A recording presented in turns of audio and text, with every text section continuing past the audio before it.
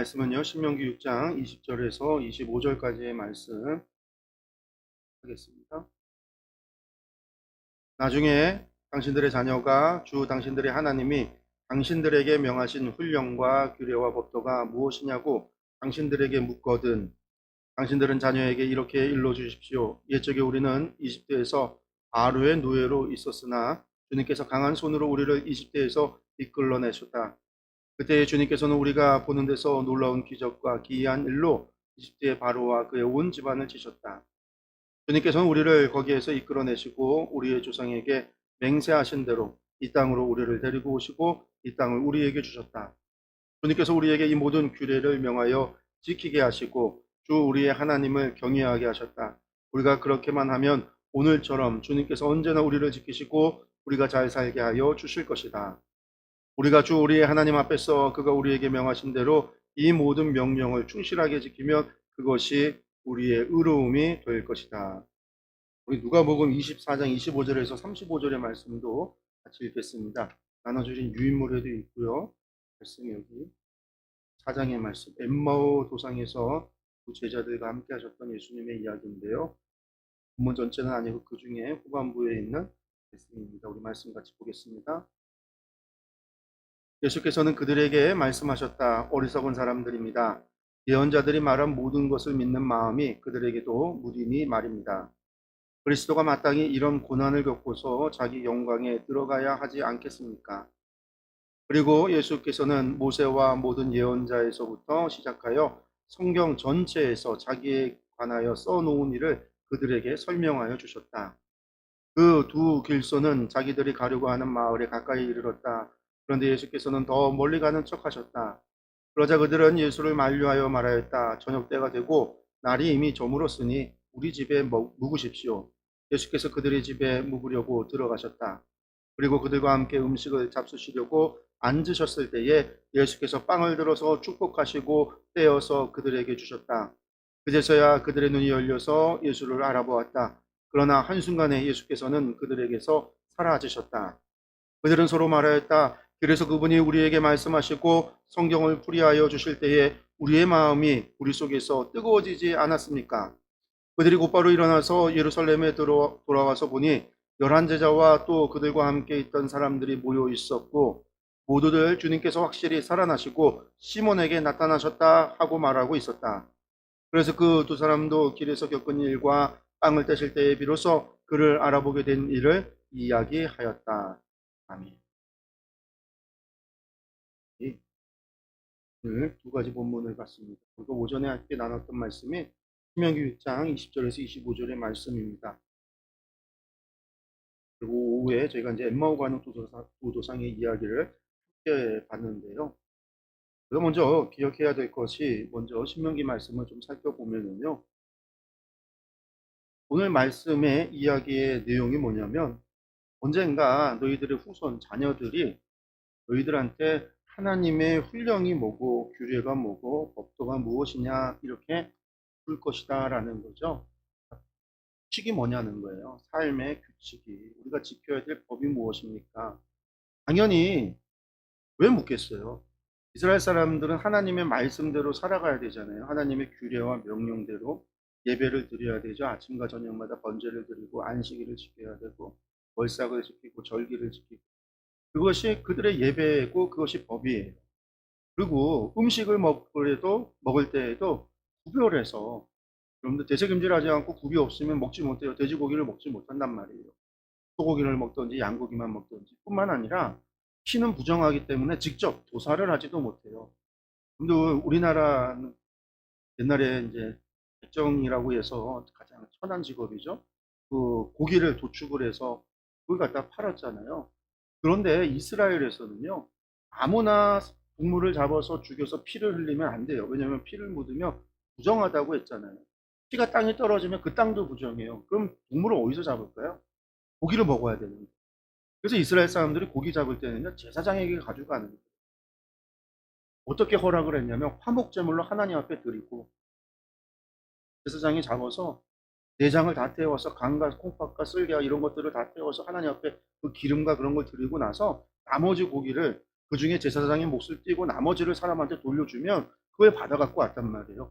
마치 오늘날 우리 옛날에 우리가 백정한테 고기를 잡으면 도축을 하면 그 고기를 가져왔던 것처럼 제사장이 그런 일을 한 거예요. 그래서 이스라엘 사람들이 고기 원래는 못 먹었죠. 원래는 고기를 못 먹었어요. 에덴 동산에서 안 먹었고 노아 홍수 사건 전까지만 해도 사람들이 곡식과 과일을 먹고 살았다가 노아 홍수 사건 이후에 하나님께서 고기를 먹도록 허락을 하셔서 그때부터 고기를 먹게 된 거죠. 그러면서 피는 먹지 마라, 생명이 피에 있으니 먹지 마라 해서 노아 홍수 이후에도 피는 먹지 말고 고기를 먹으라고 허락을 하셨는데 그 고기 먹는 게 이스라엘 사람들은 그냥 먹을 수 있는 게 아니었단 말이에요. 하나님 앞에 화목제로 제사를 드리고 나서 그것을 일부를 받아서 나머지를 받아서 그걸 고기를 먹은 거예요. 그때에도요, 피를 먹어서는 안 되니까 고기에서 뭐랄까요? 피를 다 빼야만 됐어요. 지금도 이스라엘을 가면은요, 우리처럼 고기를 구워서 안 먹어요. 수육, 삶아서 먹지. 피를 빼느라고. 피를 먹어서는 안 됩니다. 여러분들이 자녀들이 그 아이들의 후손들이 자라나면서 부모를 통해서 음식도 가려야 되죠. 고기를 잡아서 안 되죠. 물고기도 아무거나 먹어서는 안 되죠. 새를 잡아도 아무거나 먹어서는 안 돼요. 음식도 아무거나 먹어서는 안 되고 여자들은 한 달에 한 번 생리를 할 때마다 부정하다고 해서 정결 예식을 지켜야만 되고 여러분들 이런 것들을 부모로부터 자녀들이 이야기를 듣고 하다 보면 당연히 어떻게 될까요? 그럼 도대체 우리가 지켜야 되는 것들이 무엇입니까? 라고 묻는다라는 거예요. 삶을 살아가다 보면 여러 가지 규칙과 법칙이 지켜야 되니까 이런 것들에 대해서 묻게 되면 모세는 무엇이라고 얘기하냐면 법이 무엇이다, 지켜야 될 법이 무엇이다, 정결법은 뭐고 성결법은 무엇이다를 가리키는 게 아니라 하나님을 가리키라고 이야기하고 있습니다. 여기서 중요한 거는요, 법을 가리키는 게 아니라 하나님이 누구신가를 가리키라는 거예요. 그게 오늘 말씀의 주된 이야기죠. 21절에서 24절까지의 이야기가 하나님이 누구시다. 우리가 이집트에서 종살이할 때 하나님께서 우리를 구원하셨다. 바로와 바로의 신하들과 바로의 집에 하나님께서 10가지 재앙을 내려서 그들을 벌하시고 이스라엘을 구원하셨다라는 거예요. 그들을 인도하셔 광야길 가운데 만나와 메추라기로 먹이시고 반석에서 물을 쏟아 마시게 하시고 구름기둥과 불기둥으로 그들을 인도하셔서 40년 만에 약속의 땅으로 인도하셨다라는 거예요. 여러분들 왜 하나님에 대해서 가르치라고 할까? 법에 대해서 묻는데 삶을 살아가다 보니까 태어나서 자라다 보니까 부모들이 지키는 것을 통해서 자연스럽게 율법이 무엇인지 배운단 말이에요. 근데 그러면서 부모들이 무엇은 정결하다 무엇은 부정하다라고 이야기한단 말이죠. 그때 자녀들이 하나님의 훈령은 뭐고 도대체 명령은 뭐고 법은 뭐고 규례는 뭐냐라고 물을 때 그래서 어떻게 해요? 하나님을 경외하도록 해야 된다라는 거예요. 오늘 24절에 우리에게 이 모든 규례를 명하여 지키게 하시고 주 우리의 하나님을 경외하게 하셨다. 너희가 그러니까 너희도 하나님을 경외해야 된다. 율법이 뭐냐 묻는 자녀들에게 하나님 경외하는 법을 가르쳐야 된다. 그럼 하나님 경외하는 법을 가르치기 위해서는 어떻게 해야 되는가? 오늘 말씀에 보면은요. 결국은 이 출애굽기의 이야기를 전한다. 광야에서의 40년을 이야기한다. 약속의 땅에 대한 언약을 이야기한다. 그 땅의 정복을 이야기한다라는 이야기는 오전에도 말씀드렸지만 결국은 모세오경 토라를 지키라는 거예요. 이스라엘 사람들은 이것을 그렇게 받아들였어요. 그래서 그들은 자녀들에게 어려서부터 무엇을 가르쳤냐면 토라를 가르쳐 하나님 경외하는 법을 가르쳐 토라의 말씀을 통해서 우리 하나님은 유일하신 하나님이신 그 하나님을 마음을 다하고 뜻을 다하고 힘을 다하여 사랑하는 법을 토라를 써. 왜 이렇게 돼야 됩니까? 그건 사실은 하나님을 경외하는 거 두려워하고 하나님을 공경하고 이스라엘 사람들, 이 광야 시대를 살았던 사람들은 이 모든 것들을 경험했던 사람들이에요. 그래서 사실은 이스라엘의 신앙의 정체성이 무엇이냐라고 할 때, 이스라엘의 정체성이 무엇이냐라고 할 때, 우리는 이스라엘을 아브라함의 후손 이렇게 생각을 하죠. 아브라함과 이삭과 야곱의 후손, 그 야곱의 12아들이 주가 돼서 그 12아들의 가문이, 후대들이, 자손들이 이스라엘이 되어졌다. 맞는 얘기지만 그것만은 아니에요. 왜? 중요한 거는요. 이들이 겪었던 경험, 이들이 가지고 있는 신앙이 무엇이냐라는 거예요.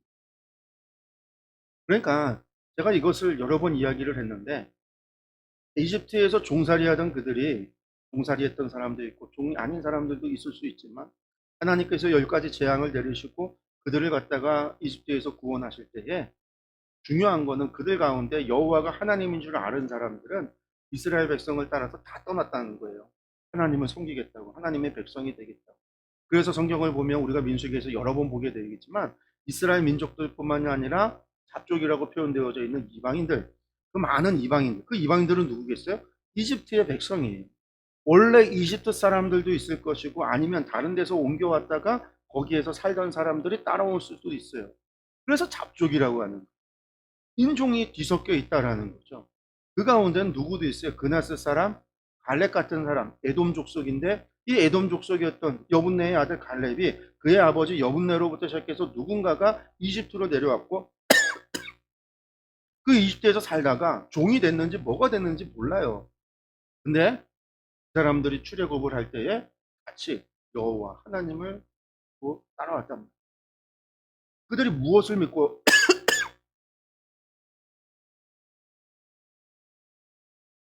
그들이 무엇을 믿고 달아 나온 거예요? 몇 가지 재앙을 보고 여호와가 하나님인 줄 알았다. 그래서 출애굽기에 10가지 재앙을 내리는 목적이 무엇이냐고 할 때 모세의 마음이 하도 강박해서 하나님께서 10가지씩이나 재앙을 내리셔야 그때서야 보내주셨다라는 의미가 아니에요. 출애굽기를 보면 8번에 걸쳐서 그 재앙을 내릴 때 하나님이 뭐라고 말씀하시냐면 이 재앙이 있고 나서 바로가 여호와가 하나님이신 줄 알게 될 것이다. 바로와 바로의 신하들이 여호와가 하나님인 줄 알게 될 것이다. 바로와 바로의 신하와 바로의 백성들이 여호와가 하나님이심을 알게 될 것이다. 이스라엘도 여호와가 하나님이십니다. 재앙을 내리셨던 것은요, 이적과 기사, 이 놀라운 역사가 이루어졌던 이유는 여호와가 하나님인 줄을 알게 하기 위해서. 이집트에 살던 사람들이 수많은 이집트의 신들이 자신들의 신이라고 믿고 있었던 그때에 여호와가 하나님이시다, 여호와가 유일하신 하나님이시다라는 사실을 알게 하고자 10가지 재앙을 내리신 거예요. 그래서 그 재앙 속에서 여호와가 하나님인 줄 알게 된 사람들은 따라 나선 거예요. 혹시 누가 알아요? 이집트 살 이스라엘 아브라함의 후손들 가운데 여전히 이집트에 남아 있었던 사람이 있었을지? 우리는 모르잖아요. 100%다 나왔는지 몰라요. 근데 중요한 거는 이스라엘 그 12아들들의 후예들만 아니라 많은 이민족들조차도 여호와가 하나님인 줄 알고 그들도 따라 나섰다라는 거예요. 그리고 중요한 거는요, 그들이 시내산에서 하나님과 언약을 맺고 이후로 그들이 이스라엘이라 불리움을 받는 거예요. 그러니까 이스라엘 민족이라고 하는 게 야곱의 12아들들로만 되어져 있다라고 하면 우리는 이것은 오해한 거예요. 출애굽을 통해서 나왔던 무엇을 겪은 사람들, 출애굽의 사건을 경험했던, 그것을 통해서 여호와가 하나님인 줄 알았던 사람, 여호와 하나님을 믿은 사람, 이 신앙의 경험, 이것을 공유하고 있는 사람들이 하나님의 백성으로서 언약을 맺고 언약을 통해서 하나님의 백성이 된 거예요. 이스라엘이라 불리워지게 되는 거예요.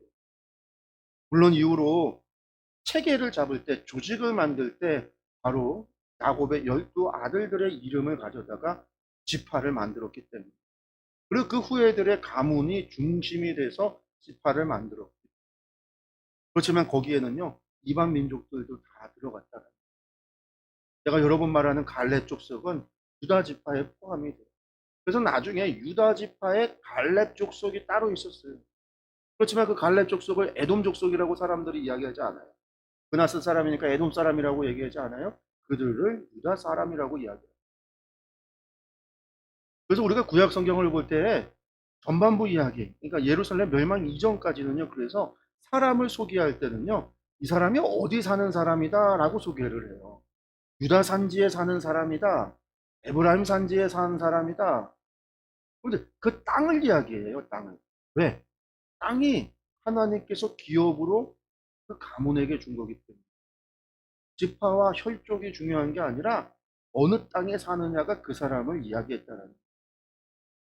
그런데 이제 바벨론 포로 가고 나서부터는 땅이 없으니까 족보를 얘기하는 거죠. 내가 누구 아들이다라는 거예요. 내가 누구 후세다라는 거예요. 그렇게 족보를 따지고 나니까 12지파 족보가 중요하게 되어지는 거예요. 그 이전에는 그렇지 않았다라는 거예요. 그 사람들이 하나님의 백성이 됐어요. 하나님의 백성이 된 사람들이 가지고 있는 그들이 공유하고 있던 신앙이 뭐예요? 하나님께서 어떻게 이집트에서 그들을 갖다가 종살이하던 그들을 구원하셨는가? 하나님께서 그들을 어떻게 광야 가운데서 인도하셨는가? 하나님께서 어떻게 그들에게 약속의 땅을 주셨는가? 오늘 모세가 6장 몇 절, 21절에서 24절까지 이야기한 바로 이게 바로 이스라엘의 신앙의 정체성인 거예요. 이것을 그의 자녀들에게, 그 너희들의 후예들에게, 태어나는 후손들에게 알려줘야 된다라는 거죠. 이걸 통해서 여호와 하나님을 경외하도록 알려줘야 된다라는 거예요. 이 신앙의 정체성을 그들에게 전파해야 된다라는 거예요. 여러분들 이 신앙이 어디까지 왔어요? 오늘 우리에게까지 왔어요. 여러분들 우리가 교회, 우리가 성도들, 우리 교회가 지금은 촛대가 옮겨졌다라는 말로 표현을 하죠. 이스라엘에 있던 촛대가 이제 교회로, 성령의 시대로 넘어가면, 교회 시대로 넘어가면 교회로 왔다라고 표현을 해요.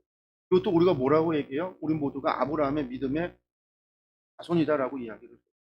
아브라함의 핏줄과 혈통이 아니라 믿음의 후예라는 거예요. 믿음이 그 아브라함의 믿음을 계승하고 있는 믿음의 자손이라는 거죠. 그럼 우리가 가지고 있는 신앙의 정체성이 무엇이냐라고 이야기할 때, 첫 번째는 우리가 흔히 이야기한다면 주님의 십자가의 죽으심과 부활입니다. 그리고 올라간다면 무엇을 얘기할까요? 우리도 마찬가지. 아브라함과 맺으셨던 그 언약. 하나님, 시내산에서 하나님께서 이스라엘과 맺으셨던 언약. 그 언약이 오늘 우리 믿음의 후손이 됐던 우리에게도 그 언약이 이루어져서 하나님은 우리에게도 거룩을 요구하시고 하나님께서 우리에게 하나님의 나라, 제사장 나라, 거룩한 백성이 되라고 하신다. 그게 베드로 전서에서 얘기했잖아요. 그를 택하여 부르셨다라고 하면서 왕 같은 제사장, 불을 부르셨다라고 이야기합니다. 그런데 우리도 신앙의 정체성을 어디에서 출발하는 거냐면 결국은 소경에서 하나님의 그 언약 가운데에서 우리가 그 언약의 죄가 되어졌고 우리가 그 언약을 계승하는 사람들이 되어졌고 그래서 우리는 이 땅에서 하나님의 백성으로서 살아가야 된다라고 이야기하는데 어쨌든 이렇게 믿음이 계승되어진다라고 할 때 이 신앙이 모세가 오늘 이야기하고 있는 그거예요. 그러니까 자녀들에게 가르쳐줘. 근데 여러분들 하나님을 경외하게 하는 쉬운 방법이 뭘까요? 하나님 딱 나타나셔서 그 거룩하신 모습을 보여주는 거예요. 그렇잖아요. 이스라엘 백성들 가운데 시내산에서 임재하신 하나님, 그 하나님의 그 엄청난 영광. 솔로몬이 성전을 지었을 때 하나님의 영광이 구름과 같이 임하여. 그런데 그 잊을 수 없는 하나님의 그 역사를 경험한다고 한다면 하나님을 잊을 수 있을까요? 믿지 않을 수 있을까요? 이란 말이에요. 오늘도 하나님께서 그렇게 쫙 나타나셔서 우리에게 하나님의 그 놀라운 영광을 보여주신다라고 한다면 얼마나 좋겠어요. 신앙생활하는 많은 사람들이 꿈꾸잖아요. 주님 한번 만나기를. 꿈에라도 주님 한번 보면 얼마나 좋을까. 근데 꿈에도 나타나시지 않는단 말이에요. 그렇게 이적과 기적을 통해서 우리에게 무엇인가를 보여주셨다라고 한다면 우리가 그것을 경험했다라고 하면 좋은데 오늘 우리가 그러지 않는다라는 거예요. 하나님께서 그렇게 역사하시지 않는다. 그럼 도대체 어떻게 해? 우리가 어떻게 믿어야 돼? 우리가 그런 질문을 던질 때 우리가 누가복음 24장의 말씀이 엠마오 도상에서 두 제자에게 나타나셨던 예수님께서 하신 일에 대해서 우리가 유익 깊게 봐야 됩니다. 오늘 말씀 보면은요, 사실 24장 전반부에 이제 엠마오로 가는 그러니까 두 제자가 예수님을 만나요. 근데 예수님을 알아보지 못하죠. 그러면서 그 두 제자의 얼굴이 너무나 슬픔과 근심으로 쌓여 있어요. 그래서 예수님께서 물어요. 너희 도대체 무슨 일이 있어서 그러냐? 근데 예수님께서 위에서부터 내려오고 있었거든요. 그러니까 예루살렘이 높고 800m, 해발 800m 정도 되니까 높고 그들이 가는 엠마오는 낮은 지역이에요. 그러니까 당연히 산 위에서 이렇게 내려오고 있었단 말이에요. 그러니 이 길 위에 올라가면 예루살렘밖에 없는데 이 두 제자가 예수님에게 당신은 예루살렘에서 오면서 예루살렘에 있었던 그 소동을 모릅니까? 거기에서 있었던 일을 모릅니까? 라고 이야기를 해요. 그러면서 예수님께서 어떻게 돌아가셨는지에 대해서 이야기를 하는 거죠. 그 이야기를 듣고 나서 예수님께서 두 제자에게 이야기하는 거예요. 그러면서 25절의 이야기가 어리석은 사람들이다라고 하면서 예언자들이 말한 모든 것을 믿는 믿음이 그들에게 무디다 없다라는 거예요. 그리스도가 마땅히 이런 고난을 겪고서 자기 영광에 들어가야 하지 않겠느냐. 그러면서 27절에 뭐라고 얘기하냐면요. 예수께서는 모세와 모든 예언자로부터 시작하여 성경 전체에서 자기에게 관하여 써놓은 일을 그들에게 설명해 줬더라. 무슨 얘기예요? 그 말씀을 잘 이해해야 되는데 모세와 모든 예언자에서부터라는 얘기는 뭐냐면요. 모세의 글과 지금 예수님 당시에 이 모세가 있는 게 아니잖아요. 모세의 모세와 모든 예언자라는 얘기는요. 모세의 글과 모세가 한 말과 모든 예언자들의 말들 이야기예요. 그러면 예언자들의 말은 뭐냐? 예언자들의 글과라는 뜻이고 모세의 말이라는 건 모세의 글이라는 거고 모세 글이 뭐죠? 모세오경 토라를 얘기하는 거고 모든 예언자들이라는 건 뭐예요? 유대인들이 말하는 예언서를 얘기해요. 느빔이라고 하는 예언서. 전기와 후기. 전기가 여호수아, 사무엘, 열왕기, 사사기 뭐 이게 이제 전기 예언서예요. 후기 예언서가 이사야, 예레미야, 에스겔 그것들이 후기 예언서. 소선지서 12권의 소선지서 이게 후기 예언서. 그 다음에 이제 모든 성경이라고 되어져 있고 개역 우리 성경이라고 되어져 있어요. 왜 이렇게 얘기하면 예수님 당시엔 우리가 가지고 있는 이런 정경화된 성경이 없었거든요. 그런 9권의 구약 성경 우리는 정경을 갖고 있잖아요. 그렇게 정경이 없었어요. 성경이 많았단 말이에요. 해당해서 읽혀지는 성경들을 종류가 많았어요. 그 중에서 예수님 당시쯤 되면은요, 가장 중요한 그 중에서 하나님의 말씀이다라고 인정받았던 거는 모세오경 토라. 그 다음에 이제 예언서들. 그 다음에 이제 나머지가 성경들이 뭐냐면 시편, 잠언, 욥기, 그 다음에 뭐가 있어요? 지혜서들. 또 뭐가 있어요? 전도서, 아가서, 룻기, 뭐 애가 이런 것들이 있어요. 에스더 이런 것들이 있고 그 나머지 이제 기타 사서가 뭐가 있냐면 에스라, 느헤미야, 역대기, 다니엘서 이런 것들이 있어요. 요 것들을 다 통틀어서 거룩한 문서라고 카토빔이라고 불렀는데 이런 것들이 성경으로 들어오느냐 마느냐라고 하는 게 예수님께서 돌아가시고 나서도 60년이 지나서야 확정이 돼요. 그전에는 읽었단 말이에요.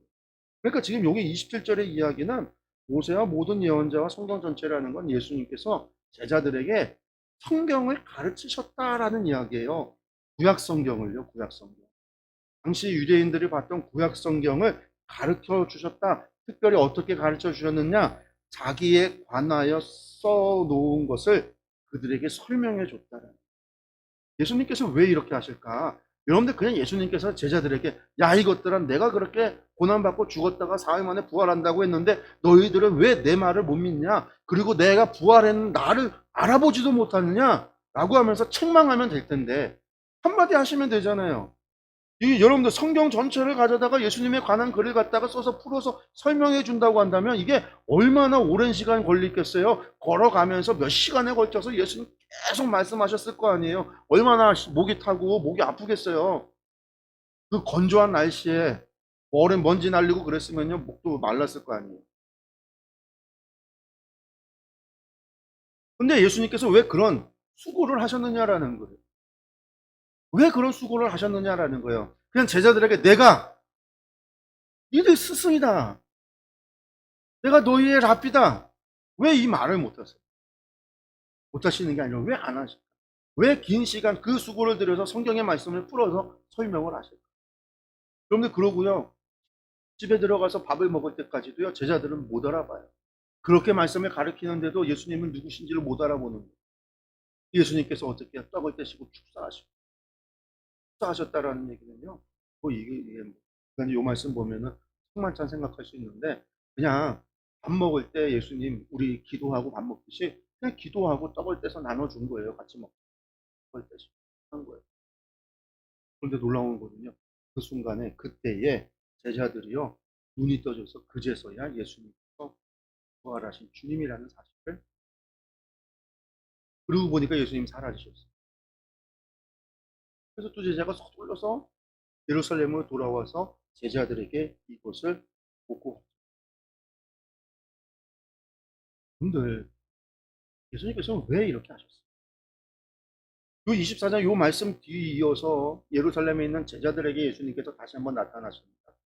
그때도 예수님께서 제자들에게요, 모세와 예레미야, 모세와 선지자들과 시편에 예수님을 향하여 가리킨 말씀 그대로 예수님을 풀어서 설명해 줘요. 왜 예수님께서는 그렇게 힘들어서 말씀을 왜 그러시죠? 예수님이 더 이상 함께 하시지 않죠. 예수님은 어떻게 하죠? 이제는 승천하셔서 저 하늘에 올라가시고 나면 제자들만 남아요. 그럼 그들이 예수님을 믿는 방법은 무엇일까요? 그들이 경험한 것을 증인이 돼서 그것을 설명해 줘요. 성경을 풀어서 설명해 주고, 그 성경의 말씀이 곧 예수 그리스도 예수님이었다라는 사실을 증명해야 되고, 그것을 갖다가 성도들에게 가르쳐요. 그들 배우는 사람들은요, 예수님을 보고 싶어도 보지 못하는 사람들이에요. 왜? 예수님 승천하고 계시니까. 이제는 보지 않고 믿어야 된다라는 거예요. 경험하지 않고 믿어야 된다라는 거예요. 예수님의 음성을 듣고 싶어도 듣지 못하고 믿어야 된다라는 얘기고요. 예수님께서 직접 얼음 만져주시기를 원하지만 예수님은 저 하늘의 보좌 옆에, 보좌에 앉으신 하나님 옆에 서 계시고, 우리는 이 땅 가운데 있단 말이에요.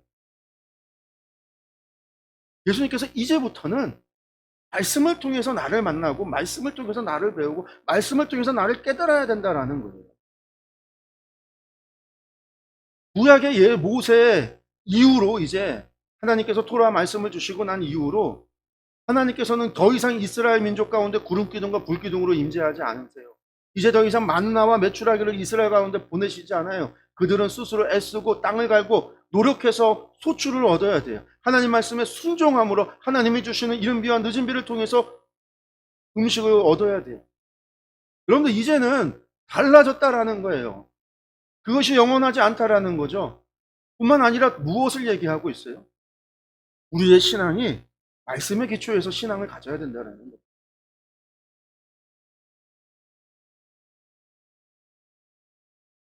체험을 요구하는 사람들.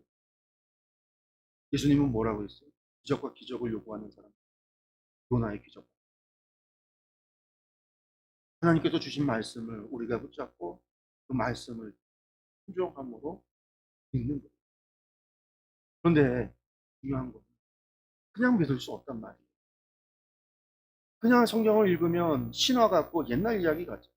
이 말씀이 오늘 나의 말씀이 되려면요, 나에게도 우리에게도요, 그 말씀이 이루어진다라고 하는 체험이 없으면 믿는 게 힘들어져요. 그래서 뭐가 필요할까요? 하나님의 말씀을 경험해야 된다라는 거예요. 이걸 다른 말로 하나님을 경험하는 그런 삶을 우리가 살아가야 그게 신앙의 삶이에요.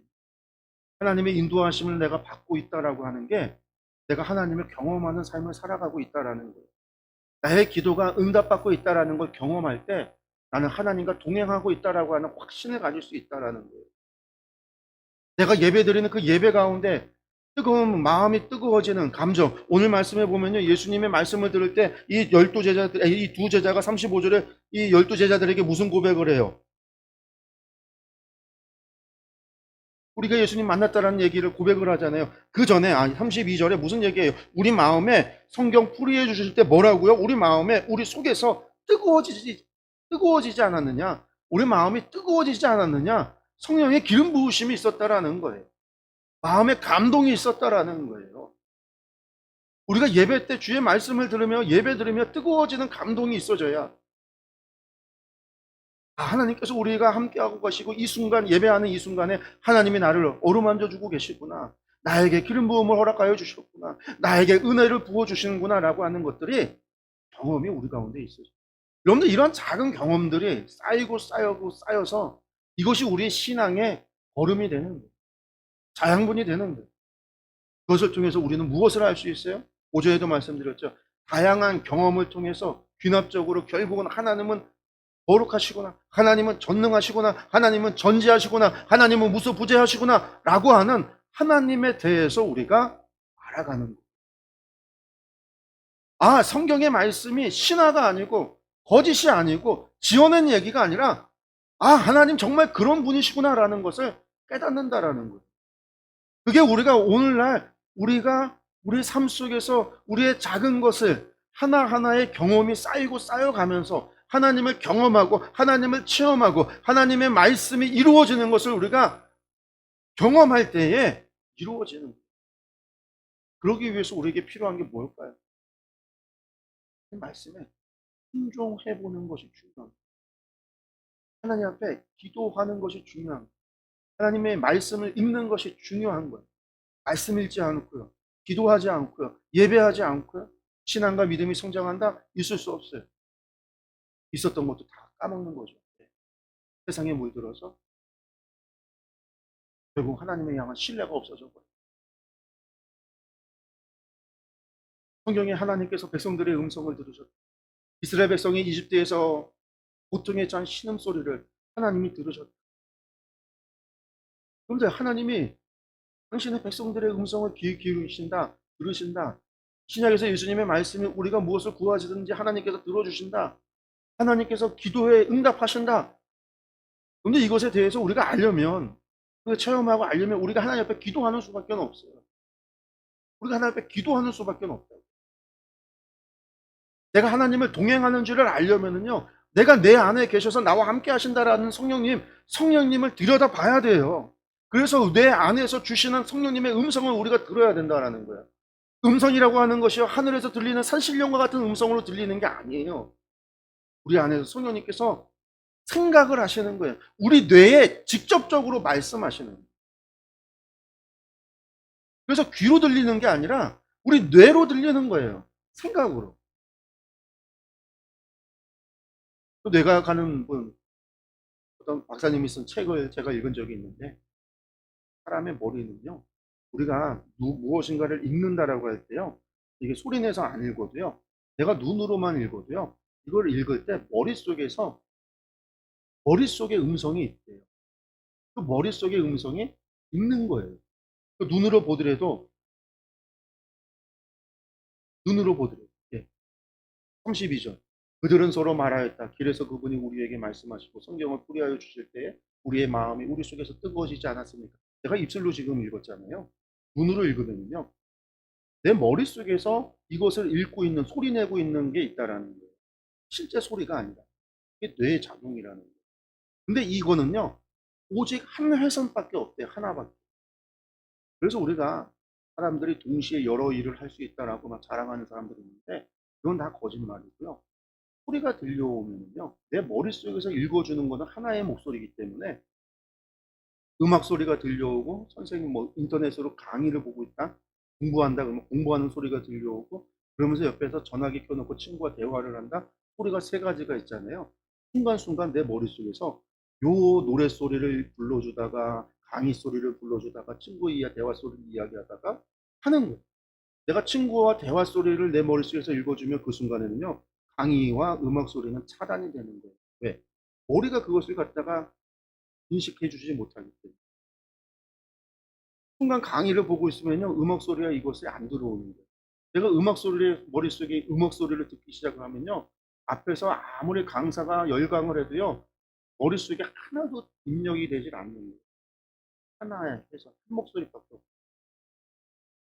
그 사람이 가지고 있는 머릿속에, 우리 머릿속에서 작용하는 뇌의 작용이라는 거예요. 성령님이 우리 안에 계시면은요, 성령님이 우리 가운데에서, 우리 안에서 말씀하신다. 그 말씀은 귀로 듣는 말씀이 아니라 머리 뇌로 직접적으로 들어오는 말씀. 제가 그랬잖아요. 인간은 죄성이 있기 때문에 나를 위해서 이기적이고 죄성과 욕망이 있기 때문에 인간은요, 누구든지 자기에게 이로운 일을 한다고요. 자기에게 이로운 선택을 한다고요. 근데 내 안에서 하나님의 영광을 위해서, 주의 나라를 위해서 목소리가 나온다라고 한다면요, 그거는 내 생각이 아니라 성령님이 주시는 생각인 거예요. 사단이 우리에게 주는 생각이 아니라, 야, 너 기도 생각 왜 이렇게 안 해? 기도 좀 해야 되겠다. 아, 오늘 기도를 못 했는데 기도를 해야 되겠네. 그런데 이런 생각이 우리 마음속에서 들려온다라고 하는 게, 내가 스스로, 아, 나 기도 못 했구나, 내가 기도하기로 결정했는데 못한 거에 대해서 내가 스스로 죄책감을 느껴서 아 기도해야지 라는 생각이 들 수도 있지만 내가 결정하지도 않고 결심하지도 않았는데 내 안에서 너 요즘에 너무나 기도 안 한다. 내가 요즘 왜 이럴까? 이런 생각이 우리 가운데서 내 머릿속으로 들려온다면 그게 성령님의 말씀이에요. 사단이 설마 귀신이 내 안에서 야 너 보니까 너 너무하다. 내가 보기에도 넌 너무하다. 예배도 그따위로 드리고 기도도 안 하고 말씀도 안 보고 야 좀 말씀 좀 보고 기도 좀 해. 귀신이 막 그렇게 이야기할까요? 아니라고요.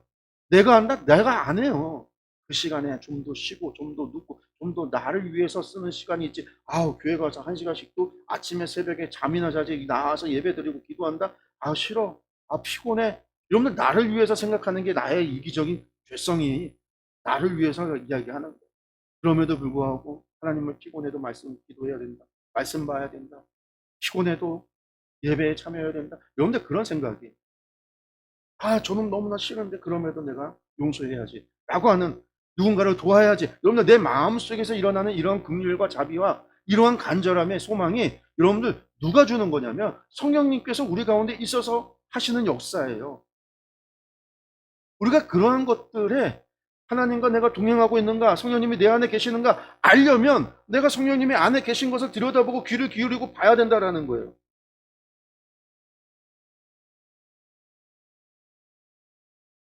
그것도 하지 않으면서 하나님과 함께 하는 걸 어떻게 알겠어요? 하나님께서 나와 함께 하신다는 걸 어떻게 알겠어요? 우리가 관심을 가져요. 우리가 그것에 액션을 취해야 돼요.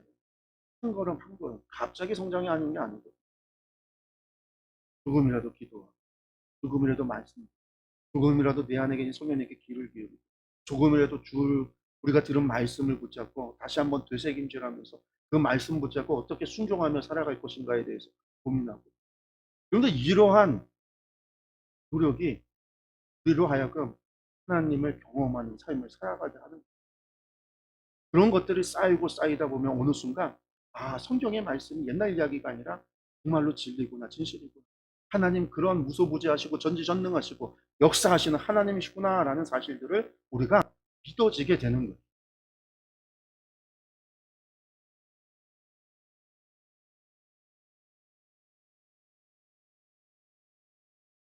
그것을 위해서 하나님 우리에게 말씀이 가르쳐주고 작은 것에서부터 우리가 순종하고 그것을 통해서 그것을 체험하고 경험하는 그 하나님이 일하신 하나님이신 여호와 하나님이라는 사실을 깨닫고 진정 마음을 다하고 뜻을 다하고 힘을 다하여 사랑할 수 있는 하나님의 거룩한 백성이 되기를 원하시기 때문에 얘기해 주셨다. 하시길 기도하겠습니다.